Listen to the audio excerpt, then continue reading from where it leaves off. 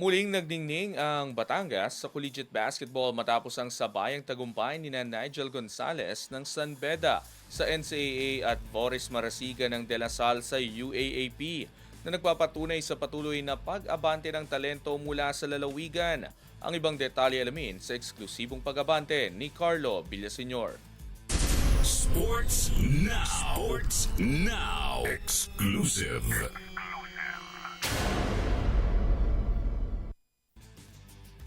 Muling ipinakita ng mga Batanggenyo ang kanilang lakas sa collegiate basketball matapos magugi ng kanilang kampyonato sina Nigel Gonzalez ng San Beda University sa NCAA at Boris Marasigan ng De La Salle University sa UAP.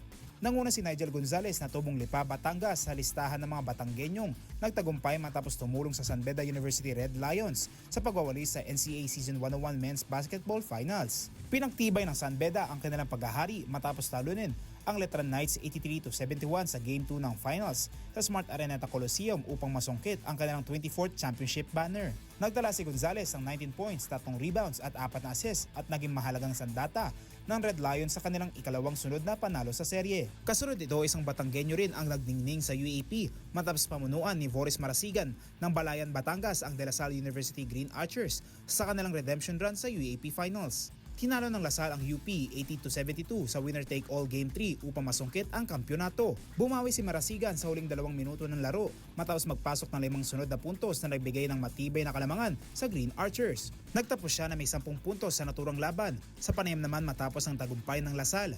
Ibinahagi ni Marasigan na labis ang kanyang pasasalamat na siya at si Gonzalez ay parehong nagwagi ng titulo ngayong season.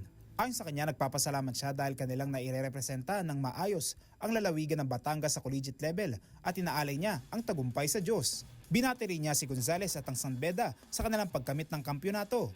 Ayun, sobrang thankful ako kasi nire-represent namin yung province namin.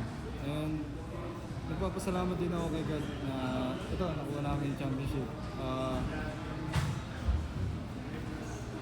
Congrats din kay Nigel.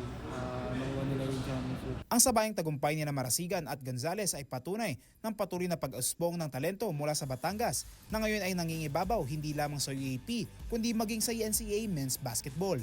Ako si Carlo Villaseñor, Abante Sports, now na!